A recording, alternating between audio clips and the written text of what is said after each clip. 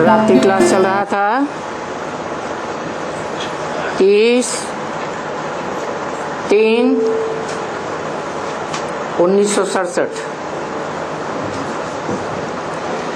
दूसरे पेज के मध्य में बात चल रही थी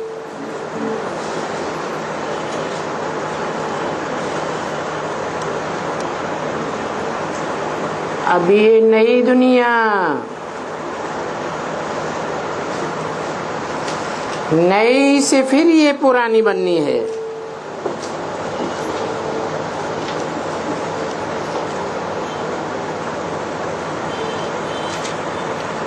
कौन सी नई दुनिया?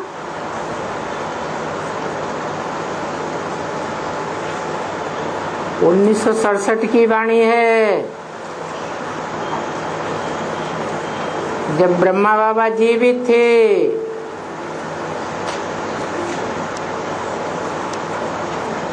कोई भी धर्म पिता की मौजूदगी में उस धर्म का उत्थान होता है।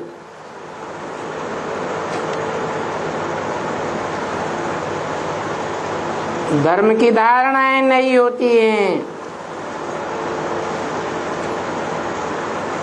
और नया संगठन रूपी नई दुनिया बनती है उस धर्म की। इसी तरह ब्रह्मा बाबा के जीवित रहते रहते 1967 में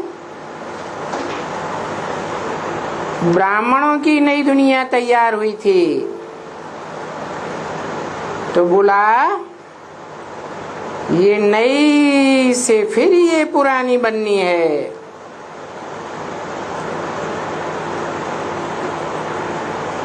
कब से पुरानी बननी शुरू हो गई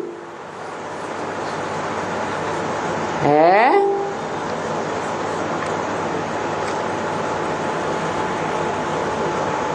अरे शूटिंग पीरियड में ब्रह्मा बाबा के रहते रहते जो ब्राह्मणों की दुनिया नई थी वो फिर कब से पुरानी बनना शुरू हो गई है? जैसे धर्म पिताएं चले जाते हैं, शरीर छोड़ देते हैं, तो उनके फॉलोअर्स उस धर्म का पतन करना शुरू कर देते हैं। जो देहधारी धर्मगुरु गद्दी नशीन बैठते हैं उनसे धर्म का पतन होना शुरू हो जाता है। ऐसे ही 1967 में बोला ये नई दुनिया ब्राह्मणों की थी, जबकि ब्रह्मा बाबा जीवित थे। और 1968 के बाद 18 जनवरी सन 69 को जब बाबा ने शरीर छोड़ दिया तो वही ब्राह्मणों की दुनिया पुरानी होना शुरू हो गई। क्या लक्षण दिखाई दिया? ब्राह्मणों ने अपने अपने जॉन अलग अलग कर लिए 1969 में ही, जो ब्रह्म वाक्य मुरली में ही बोल दिया कि द्वैतवादी द्वापर युग आने से जो भी धर्म पिताएं आते हैं अपना अपना प्रोविंस, अपना अपना धर्मखंड अलग कर लेते हैं।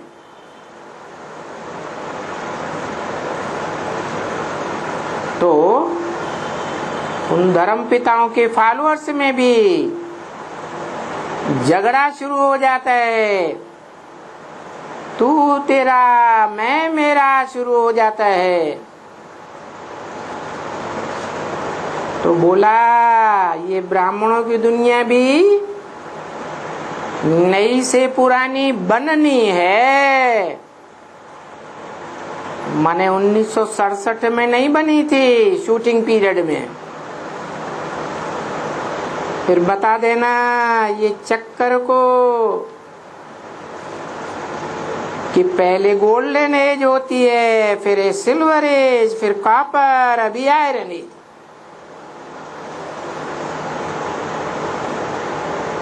जो गोल्डन एज है उनमें पहले डीटीज थे।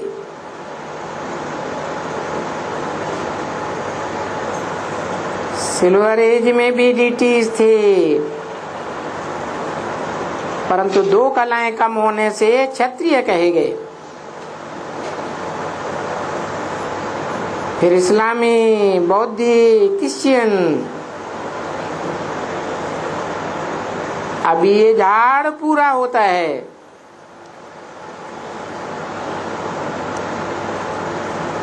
तो ब्राह्मणों की दुनिया में ब्रह्मा के द्वारा जो ब्राह्मण सृष्टि रची गई, उसका झाड़ कब पूरा होता है?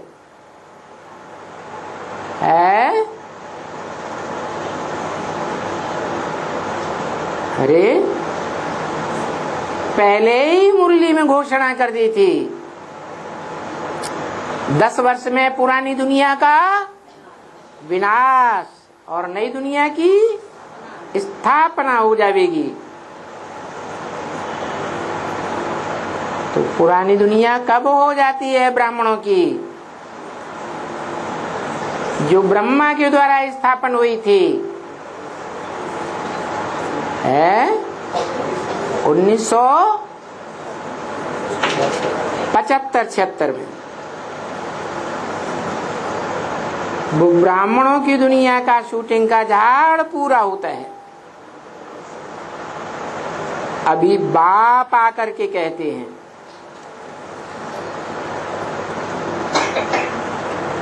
76 में कौन सा वर्ष मनाया है? बाप का प्रत्यक्षता वर्ष। तो बोला अभी मने कभी है, अभी पुरुषोत्तम संगम युग की शूटिंग में ही बाप आकर के कहते हैं। कौन सा बाप आकर के कहते हैं? 76 में कौन से बाप का प्रत्यक्षता रूपी जन्म है? मनुष्य सृष्टि के बाप,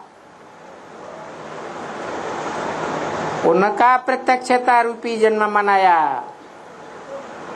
परंतु मनाने वालों ने जाना कोई ने नहीं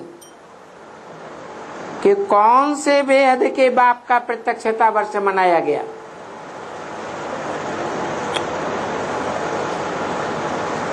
तो बाप आकर कहते हैं तुम अभी पतित बने हो, मुझे याद करो तो पावन बन जाएंगे। कौन सा बाप आकर कहते हैं?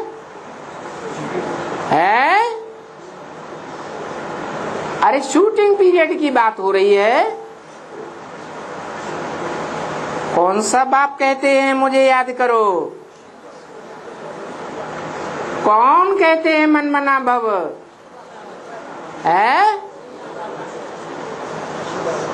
ब्रह्मा बाबा कहते हैं, शिव बाबा कहते हैं, शिव बाप नहीं कहते हैं। क्यों? हाँ, मुझे याद करो, अर्थात मेरे मन में क्या है? मेरे मन में जो ऊंचे ते ऊंचे बाप समाया हुआ है, उस ऊंचे ते ऊंचे बाप को याद करो।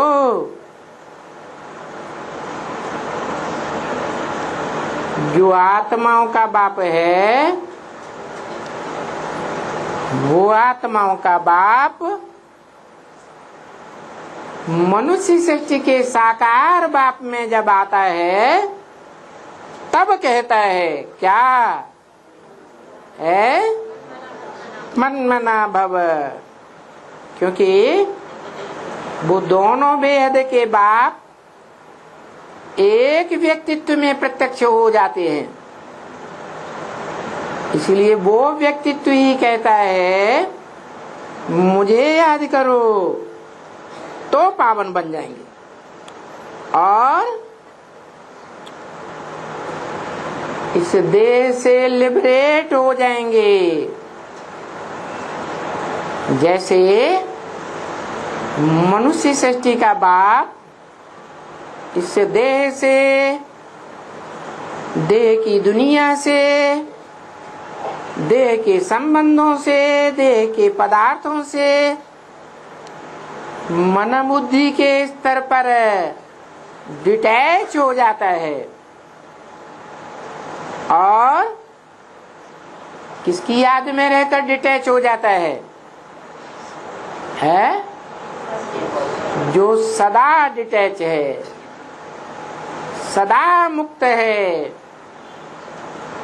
कभी बंधन में आता ही नहीं। कौन? शिव बाप। तो सभी दुखों से तुम बच्चे भी लिबरेट हो जाएंगे। तुम्हारी आत्मा में भी दुखों का कोई बंधन नहीं रहेगा। आत्मा ऐसी प्रकृष्ट स्टेज को प्राप्त कर लेगी, ऐसी ज्ञान की स्थिति को प्राप्त कर लेगी कि तुम कैसी भी परिस्थिति में रहेंगे लेकिन दुख का अनुभव नहीं करेंगे। तो ये बातें अगर विलायत में समझाना, तो ये बातें समझाना थोड़ा डिफिकल्ट है। क्यों डिफिकल्ट है?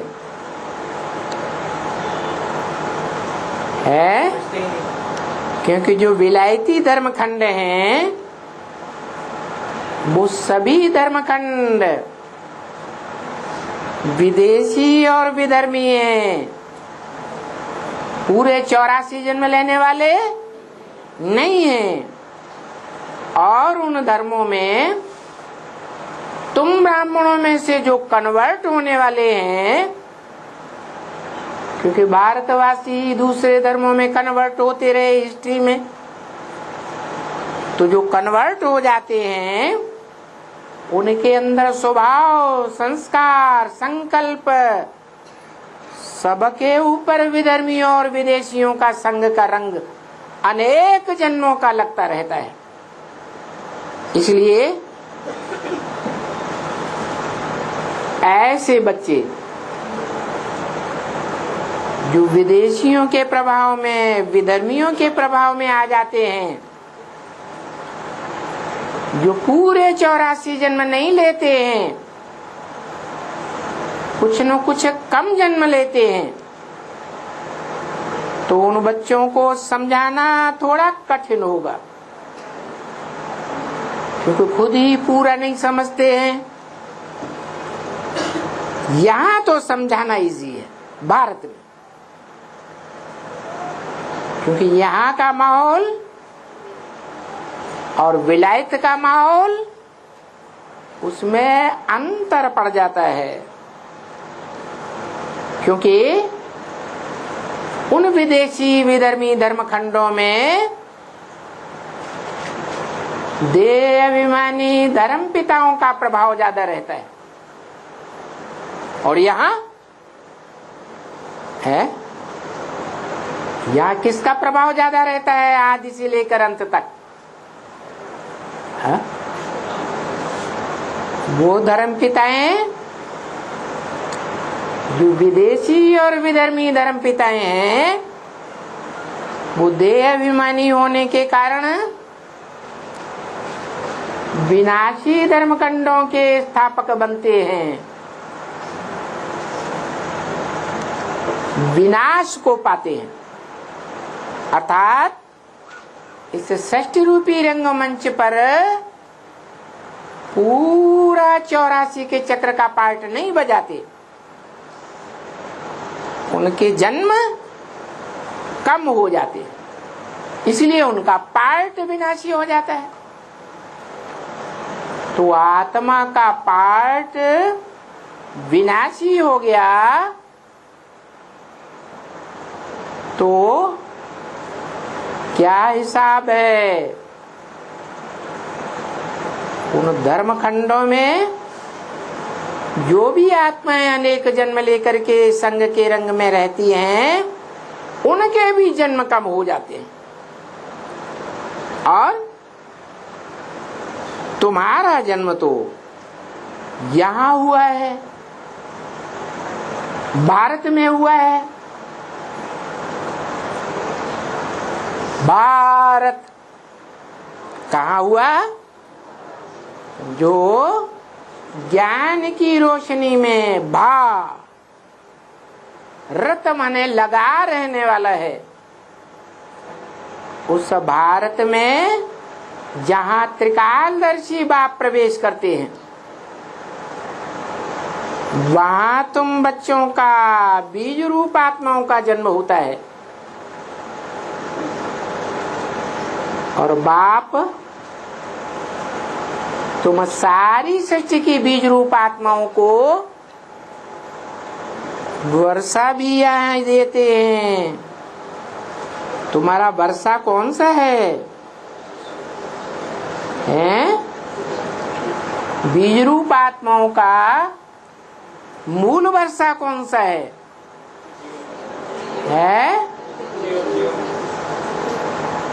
बीज रूप आत्माएं हैं,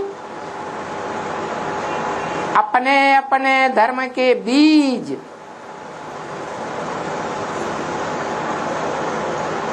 मूल रूप से कहें बाप, और जो बाप होते हैं उनमें अपने परिवार की पूरी नॉलेज होती है।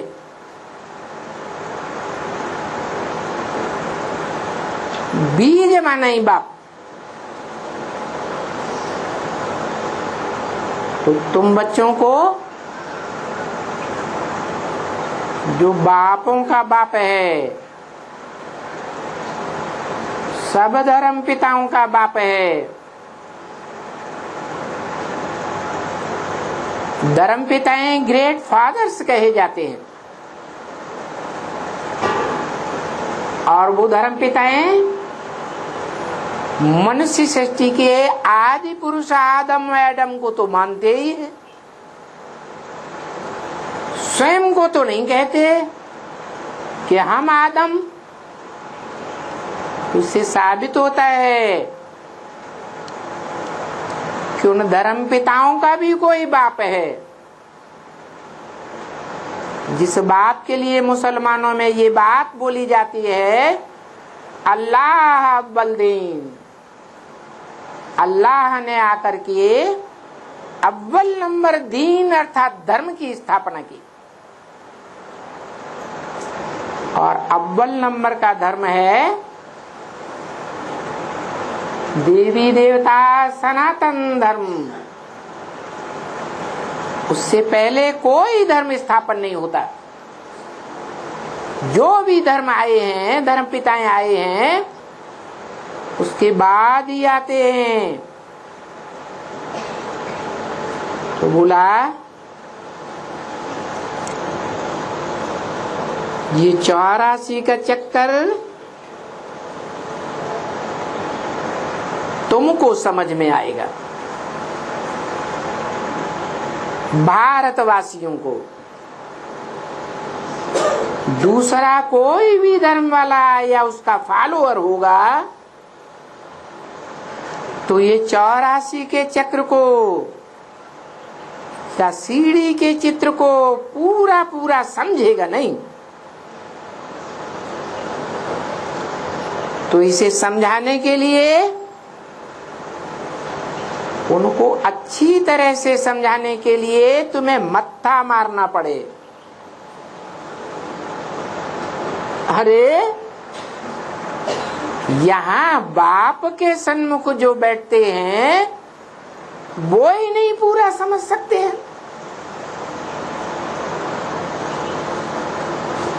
तो जो ठेठ अपने धर्म के पक्के हैं, या उन धर्मों में, विदेशी धर्मों में नंबरवार कन्वर्ट होने वाले हैं, वो भी नहीं समझ सकते। बाहर वाले क्या समझेंगे, माना विलायत के लोग कैसे समझेंगे, उनको समझाना बहुत मुश्किल है। वो यहाँ वाले समझें, क्योंकि यहाँ भारत में ही ये स्वर्ग था। क्या विदेशों में स्वर्ग बनता ही नहीं? क्यों नहीं बनता? क्योंकि विदेशी धर्म खंडों के जो धर्म पिताएं हैं वो स्वस्थिति में पूरे स्थित हो ही नहीं पाते। और यहाँ तो आत्माओं का बाप भारत में ही आता है, जो सदा स्वस्थिति में रहने वाला है, कभी भी देह के बंधन में नहीं बंधता, कभी भी इंद्रियों के बंधन में नहीं आता। वो सिखाता है तुम बच्चों को कि स्वस्थिति में स्थित होना है। देह पर है, पर माना प्रकृति के 5 तत्वों का संघात है। इसका नाम ही है प्रकृति।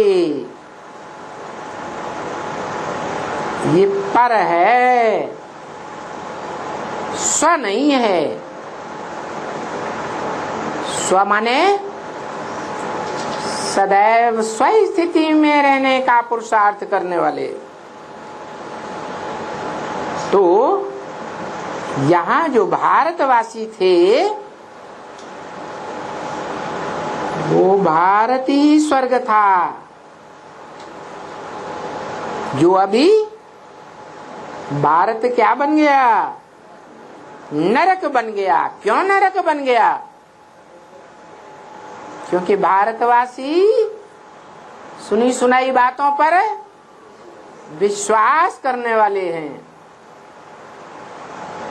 ये मात्र देश के हैं, भारत मात्र देश है, दूसरे देश मात्र देशी नहीं है। क्या यहाँ भगवान बाप आते हैं निराकार ज्योति बिंदु शिव, तो आते ही भले पुरुष तन में आते हैं, दादा लेखराज के तन में भी आवे तो नाम क्या रखते हैं? ब्रह्मा नाम रखते हैं, क्योंकि काम के आधार पर शास्त्रों में नाम पड़े। तो ब्रह्मा से क्या काम लेना होता है? ब्रह्म ने बड़ी, माँ माने माँ। तो जिस अव्वल नंबर माँ में आए उसके क्या नाम लेना, क्या काम लेना है? अव्वल नंबर धर्म वंश की स्थापना करना। अव्वल नंबर धर्म वंश कौन सा है?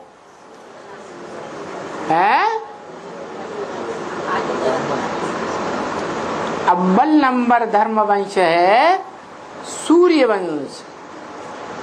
कौन सा वंश? सूर्य वंश।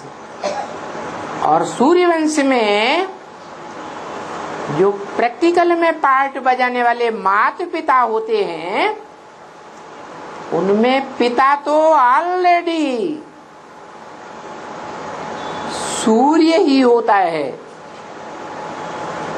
क्योंकि आत्माओं का बेहद का बाप कहते हैं, गीता में भी बताया है कि मैं जब आता हूं तो किसको ज्ञान देता हूं? जिसको ज्ञान देता हूं उसको टाइटल मिल जाता है मेरा। मैं सदैव डिटैच रहने वाला सूर्य हूं। सूर्य को कभी अटैचमेंट होता है किसी सितारे से, चंद्रमा से, पृथ्वी से, सागर से, नदियों से? कभी अटैचमेंट होता है? नहीं अटैचमेंट होता। तो मैं सदा डिटैच रहने वाला सूर्य हूं। जब षष्ठी रूपी रंगमंच पर नई षष्ठी रचने के लिए आता हूं, तो जिसको अपना वर्षा देता हूं, बड़े बच्चे को, बड़ा बच्चा कौन? किस आधार पर? जो बड़ा ज्ञान धारण करे तो बड़ा बच्चा, थोड़ा ज्ञान धारण करे तो छोटा बच्चा। जैसे शास्त्रों में बताते हैं कि ब्रह्मा के 4 पुत्र हुए मानसी, उनमें सनत कुमार सबसे बाद में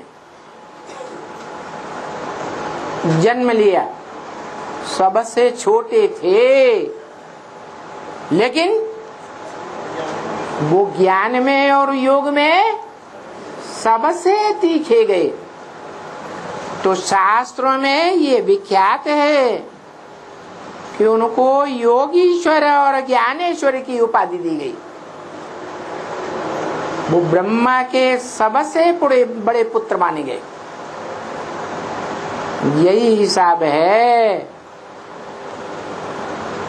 कि आत्माओं का बाप, आत्मा आत्मा भाई भाइयों का बाप जब इस सृष्टि पर आते हैं तो मनुष्य आत्माओं के बीच जो बड़ा पार्टधारी है,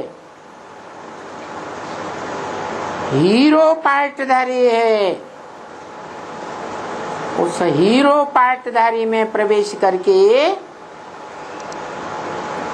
मनुष्य सृष्टि के बाप में प्रवेश करके नई सृष्टि की पालना और जन्म देने का कार्य करने के लिए क्या नाम देते हैं? ब्रह्मा नाम देते। क्योंकि अव्वल नंबर का ब्रह्मा है, इसलिए वो संसार में शास्त्रों में परम ब्रह्म के नाम से प्रत्यक्ष होता है। शिव बाप है परम पुरुष, तो परम पुरुष को नई सृष्टि रूपी परिवार रचने के लिए, वसुधैव कुटुंबकम बनाने के लिए किसका आसरा लेना पड़े? पुरुष माने आत्मा, परम पुरुष को किसका आधार लेना पड़े? है माता का आधार लेना पड़े। तो जिस तन में भी प्रवेश करते हैं उसका नाम देते हैं परम ब्रह्म, बड़े ते बड़ी माता। और भारत में तो ये विख्यात है कि कहते हैं कि पुरुष की एक स्त्री गई तो दूसरी ज्योति लेते हैं, तीसरी लेते हैं, 4-5 शादियां भी कर लेते हैं। लेकिन ज्यादा मान्यता कौन सी माता के बच्चों को दी जाती है? पहली माता के बच्चों को ज्यादा मान्यता दी जाती है। ये परंपरा ज्ञान यज्ञ के आदि से ही चली है और भगवान बाप ही ये परंपरा डालते हैं। इसलिए गीता में लिखा है कि सारी दुनिया मेरे रास्ते का ही अनुगमन करती है सात्विक स्टेज में। तो ऊंचे ते ऊंची आत्मा बापों का बाप आकर के नई सृष्टि में ऊंचे से ऊंचे वंश की स्थापना करने के लिए परम ब्रह्म का आधार लेते हैं। और वो परम ब्रह्म के रूप में पार्ट बजाने वाला माता का रूप कौन से वंश की स्थापना करता है, पालना करता है? सूर्य वंश की पालना करता है। वो बच्चे जितने भी संसार में धर्म वंश हुए हैं, उन सब वंशों में ऊंचा वंश है। और सूर्यवंश में शास्त्रों में किसका नाम प्रसिद्ध है? राम का नाम प्रसिद्ध है। रघुवंश शिरोमणि कहा जाता है। वैसे भी ब्रह्म वाक्य मुरली में बोला, राम बाप को कहा जाता है और कृष्ण बच्चे को कहा जाता है। इसका मतलब ये हुआ कि जब सृष्टि का आरंभ हुआ तो शास्त्रों में दिखाते हैं कि पीपल के पत्ते पर पहले पहले कौन आया है? कृष्ण आया। वो बच्चा है साकार में, इस साकारी मनुष्य सृष्टि का बच्चा। किसका बच्चा है? साकार बाप का है। साकार सो निराकार बनता है। जो ब्रह्म वाक्य है कि मैं जब आता हूं तो तुम बच्चों को नंबरवार आप समान निराकारी बनाता हूं। तो जो अव्वल नंबर निराकारी स्टेज धारण करता है वो शिव समान कहा जाता है। इसलिए शंकर का ही नाम शिव के साथ जोड़ा जाता है और किसी भी देवता का नाम, मनुष्य का नाम, राक्षस का नाम शिव के साथ नहीं जोड़ा जाता। जो भारत में परंपरा अभी भी आ रही है, बड़े बच्चे के साथ बाप का नाम फर्म में जोड़ा जाता है। तो बोला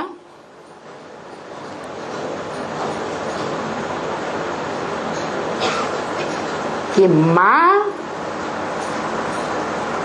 भारत में पहले नंबर का गुरु है या लास्ट नंबर का गुरु है? पहले नंबर का गुरु आदि सो अंत कहा जाता है। आदि में भी इस मनुष्य सृष्टि का गुरु परम ब्रह्म और अंत में भी नई दुनिया का गेट खोलने वाला कौन? वही परम ब्रह्म का पार्ट बजाने वाली आत्मा लक्ष्मी के रूप में प्रत्यक्ष होती है। नारी से लक्ष्मी बनती है और जो नारायण बनता है। परंतु प्रैक्टिकल जीवन में नारायण बनता है क्या है? पुरुषार्थी जीवन में ज्ञान जल में सदैव रहने वाला तो है, लेकिन इंद्रियों में ज्ञान समाया हुआ रहता है क्या? पुरुषार्थी जीवन में रहता है? नहीं रहता। तो उसको भी प्रैक्टिकल में ज्ञान धारण करने वाली, कराने वाली कौन है?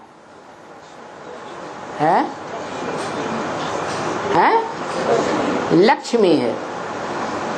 जब तक वो न आए तब तक नई दुनिया की राजधानी भी संपन्न नहीं बन सकती। राजधानी का मतलब ये है राजा की धारणा शक्ति, और राजा की धारणा शक्ति पवित्र होगी तो राजा की राजाई में ताकत होगी, क्योंकि दुनिया के सारे काम पवित्रता की पावर से होते हैं। तो इन बातों को विदेशी और विधर्मी नहीं समझ सकते। क्या बात?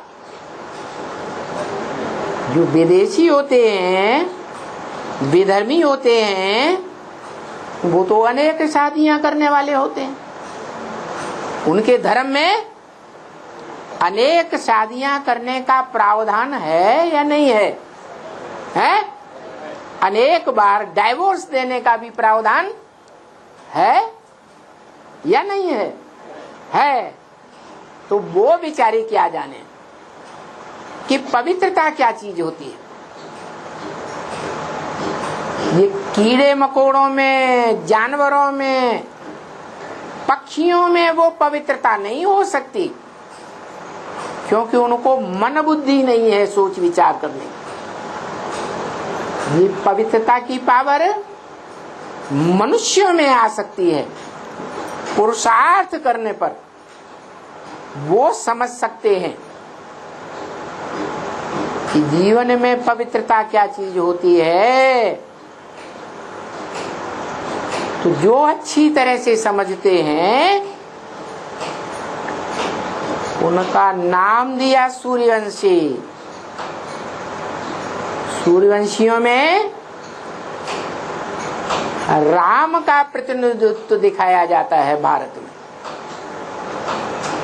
और उन राम का विशेष जीवन में विरुद्ध क्या था? है?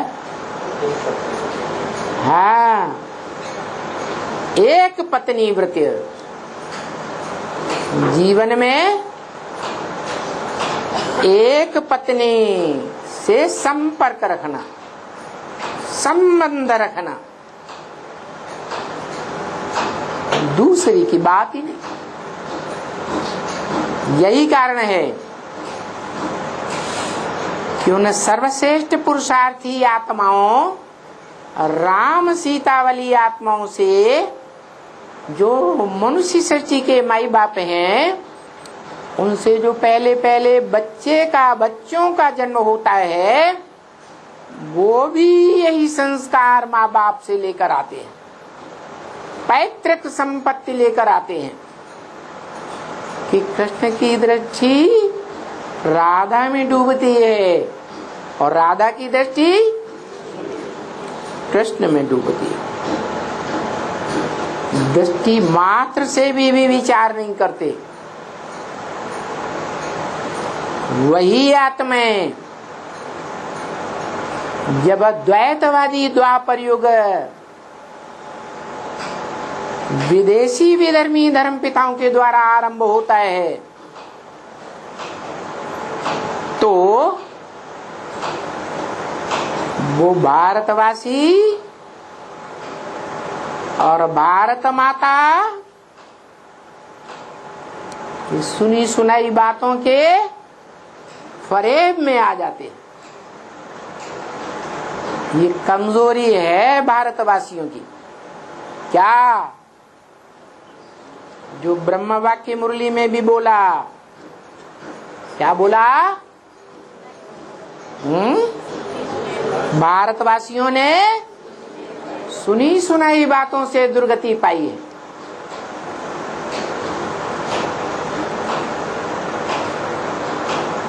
उन भारतवासियों ने जन्म ही लिया है भारत नामधारी से, परंतु ये कमजोरी है। भारत माता की भी ये कमजोरी है। क्या? क्या? कि सुनी सुनाई बातों से दुर्गति पाती है। अभी शूटिंग पीरियड में भी वो आत्मा है?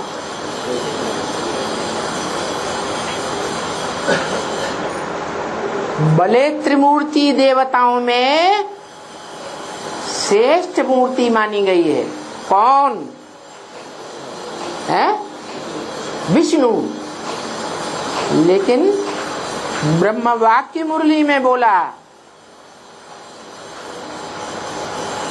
कि त्रिमूर्ति में एक शेर है, एक घोड़ा है और एक बकरी। क्या खासियत होती है बकरी की? जिसने कान पकड़ लिया बस उसी के अंडर में हो जाएगी। तो ये भारतवासियों की दुर्गति का कारण है। जब जब विदेशी विधर्मी धर्म पिताएं आए, उन्होंने भारतवासियों को उल्टी सीधी बातें सुना करके कन्वर्ट कर दिया। सारे ही भारतवासी कन्वर्ट होते रहे। उनमें भी दो प्रकार के कन्वर्सन होने वाली आत्माएं हैं। एक वो है जो द्वापर युग से जिस धर्म में आस्था रखते हैं, जिसे हिंदू धर्म कहा गया, देवी देवता सनातन धर्म का विकृत रूप, विकृत नाम, उस धर्म में रहते हुए जीवन में दूसरे धर्म पिताओं और उनके फॉलोअर्स के द्वारा झूठी झूठी बातें सुनाई गई तो उनके प्रभाव में आ गए और कन्वर्ट हो गए।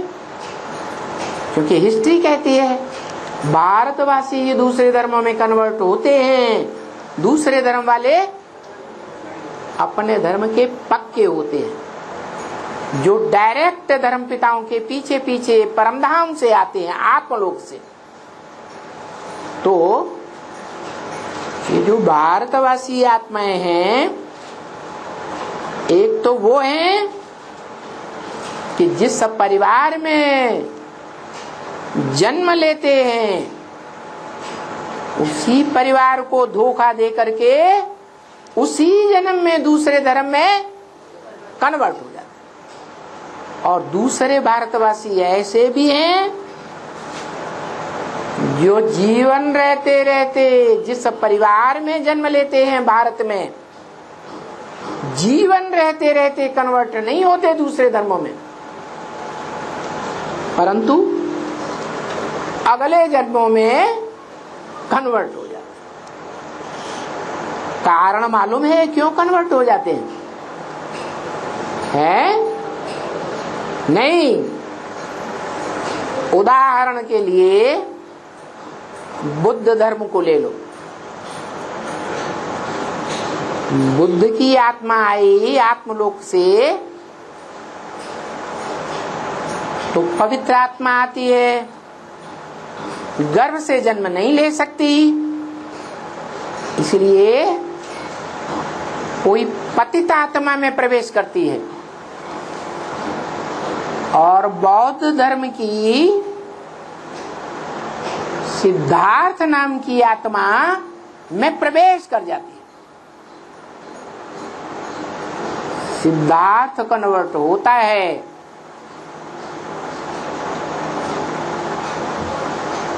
लेकिन उसका बाप, उसका बाबा, उसका पर बाबा, तर बाबा, क्योंकि पहले पहले तो बाप, दादा, पर बाबा ये जीवित रहते थे, तो वो कन्वर्ट नहीं हुए, लेकिन बेटा कन्वर्ट हो गया।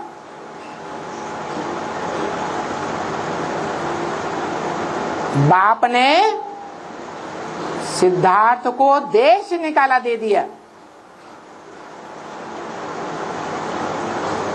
और खुद कन्वर्ट नहीं हुआ। न बाप कन्वर्ट हुआ, न दादा कन्वर्ट हुआ, न पर बाबा, न तर दादा।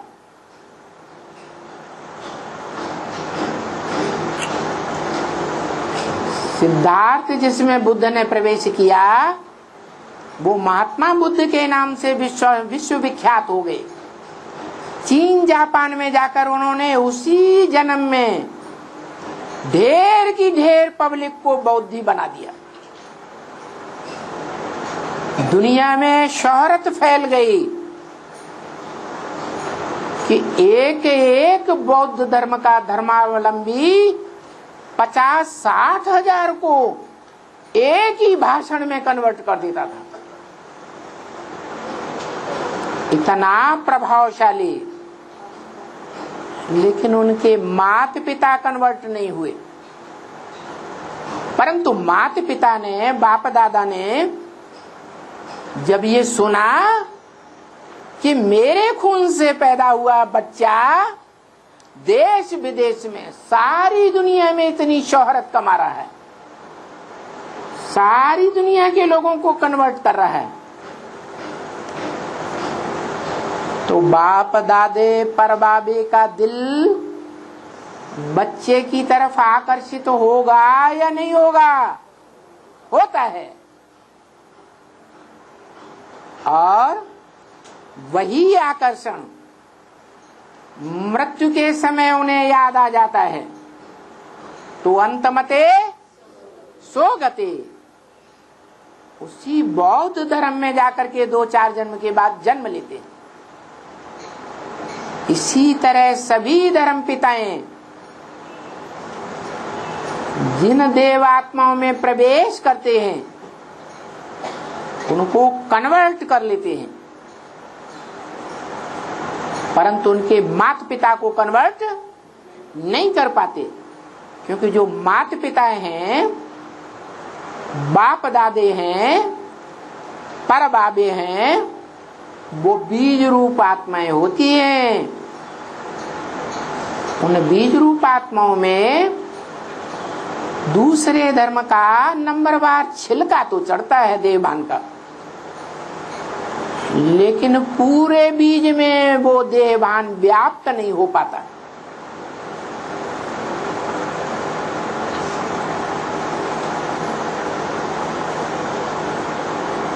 उन बच्चों में जिनमें प्रवेश होता है धर्म पिताओं का,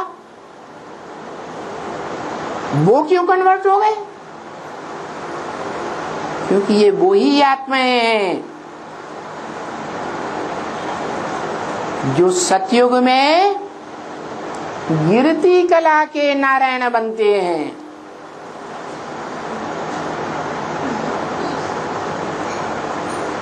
सतयुग का अव्वल नंबर नारायण 16 कला संपूर्ण राधा कृष्ण।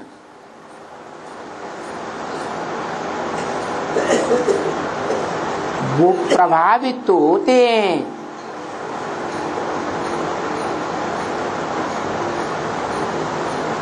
और सबसे जास्ती प्रभावित होते हैं। क्यों? क्योंकि जब से वो जन्म लेते हैं तब से ही ज्ञान इंद्रियों का सुख लेते लेते उनका पतन होना शुरू होता है या नहीं होता है? कलाएं कम होना शुरू हो जाती है कि नहीं हो जाती है?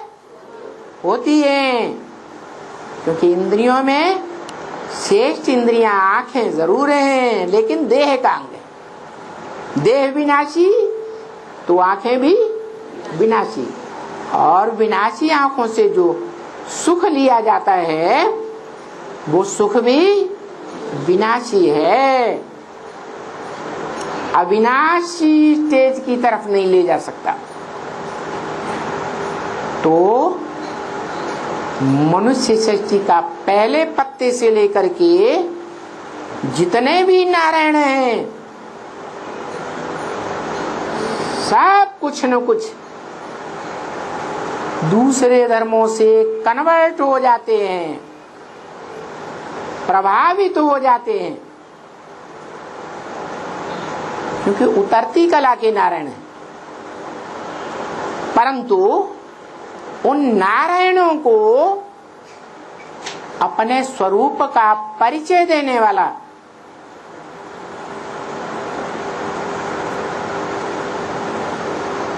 प्रत्यक्षता रूपी जो जन्म देने वाला बाप है, वो संगम युग में उनको प्रत्यक्षता कराता है। वो माँ बाप हैं उन नारायणों के जो गिरती कला में जाने वाले हैं। वो बीज रूपात्माएं संगम युग में ही संपन्न आत्मिक स्टेज प्राप्त कर लेते हैं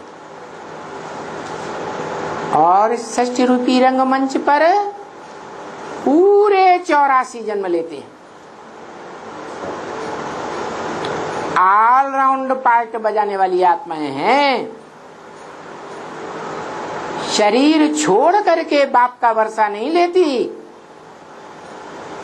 वो बीज रूप आत्माएं शरीर रहते रहते ही संगम में निराकार आत्माओं के निराकार बाप, जिसमें मुकर्रर रूप से प्रवेश करते हैं, उस मनुष्य सृष्टि के बाप के द्वारा मुक्ति जीवन मुक्ति उसी जन्म में प्राप्त कर लेती। इसलिए पावरफुल आत्माएं होने के कारण वो द्वैतवादी द्वापर युग में भी अपने धर्म की पक्की रहती है उसी जन्म में। दूसरे धर्मों में कन्वर्ट नहीं होती है।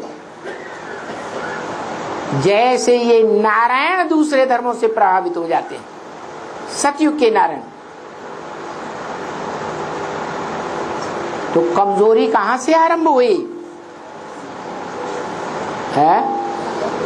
संगम युग से कमजोरी आरंभ हुई। क्यों? क्योंकि संगम युग में जिन आत्माओं ने बाप का पूरा परिचय लेकर के बाप पर पक्का निश्चय बुद्धि धारण कर ली, दूसरे धर्म पिताओं के प्रभाव में नहीं आते हैं। शूटिंग पीरियड में दूसरे धर्म पिताओं की अध्यक्षता में नहीं पलते।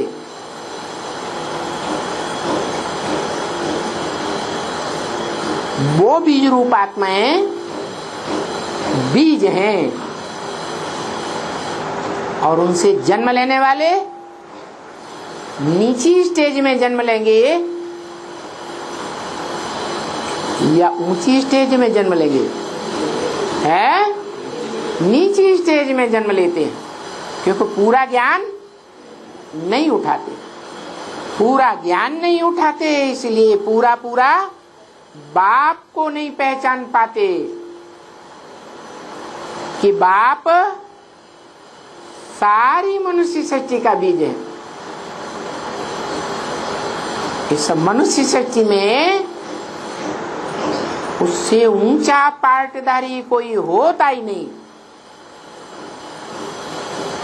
इस बात को न पहचानने के कारण वो संगम युग में ही दूसरे धर्म पिताओं या दूसरे धर्मावलंबियों के चक्कर में आ जाते, प्रभाव में आ जाते हैं। इसलिए द्वापर युग आने पर ब्रॉड ड्रामा में वो आत्माएं जो कमजोर रह जाती हैं ज्ञान में, कन्वर्ट होती रहती है। और एक बार कन्वर्ट हो गई तो भारतवासी उन्हें अपनाते नहीं है। ये तो लास्ट धर्म है आर्य समाज, जिन्होंने सब धर्म वालों को खुली छूट दे दी कि कोई भी आकर के हिंदू बन सकता है।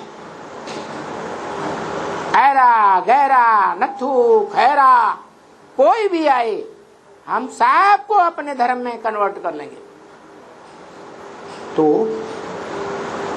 जो आत्माएं ऐसी अवसरवादी थी, जो द्वापर युग से इस्लाम आया तो इस्लाम धर्म में कन्वर्ट हो गई, बुद्ध आया तो बौद्ध धर्म में कन्वर्ट हो गई, क्राइस्ट आया तो क्रिश्चियन धर्म में कन्वर्ट हो गई। जो नया धर्म पिता आया, इस सच रूपी रंगमंच पर अपना रंग दिखाया, उसी में कन्वर्ट हो गए। कन्वर्ट तो हो जाती है, फिर जब उन धर्मों में उनके फॉलोअर्स उस धर्म को नीचे गिराने लगते हैं और नया धर्म पिता आता है, तो फिर उनको त्याग करके दूसरे धर्म में आ जाते हैं। माने किसी धर्म पर उनको पक्की श्रद्धा नहीं बैठती, कन्वर्ट ही होते रहते हैं। ऐसी आत्माएं अंत में आर्य समाज में आ जाती है, और वो ही आर्य समाजी हैं जो अपने धर्म में राजनेताएं आज की दुनिया में बनते हैं। एक पार्टी में पक्के रहते हैं, कि अवसरवादी हैं, जहां देखी तबा बरात वहीं बिताई सारी रात। कभी भी एक पार्टी में नहीं रहेंगे, ये अवसरवादी हैं, अपने धर्म के पक्के नहीं है, इन्हें किसी धर्म पर आस्था नहीं होती है। इसलिए इनका नारा है धर्मनिरपेक्ष राज्य। हमें कैसे राज्य की स्थापना करनी है, कैसा राज्य बनाना है जिसमें किसी धर्म की हमको अपेक्षा नहीं। तुम किसी धर्म को मानो, हमको वोट देते रहो, धर्म से उनका कुछ लेना देना नहीं। और ब्रह्म वाक्य मुरली में ऊंचे से ऊंचा भगवंत बताते हैं कि धर्म और राज्य सत्ता दोनों साथ साथ होनी चाहिए। धर्म सत्ता अलग हाथों में और राज्य सत्ता अलग हाथों में, उससे पतन होता है।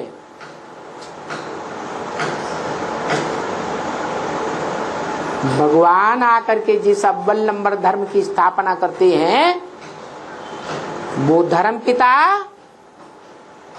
अव्वल नंबर धर्म पिता है। धर्म की भी स्थापना करता है और राज्य की भी स्थापना करता है। दुनिया के दूसरे धर्म पिताएं, चाहे वो ब्राह्मण धर्म का सरताज ब्रह्मा ही क्यों न हो, वो धर्म की स्थापना करते हैं, लेकिन राज्य की स्थापना नहीं करते। तो भगवान बाप का कहना है रिलीजन इज माइट। क्या? धर्म ही ताकतवर होता है। कोई धर्म को नहीं मानते तो उस धर्म में जो राज्य की स्थापना होती है उसमें कोई ताकत नहीं होती है। चाहे कितनी भी बड़ी मिलिट्री इकट्ठी कर लें, चाहे कितनी भी बड़ी पुलिस का हुजूम इकट्ठा कर लें देश में, लेकिन कंट्रोलिंग देखने में नहीं आएगी। ये कंट्रोलिंग तभी आएगी जब धर्म सत्ता और राज्य सत्ता एक हाथ में हो।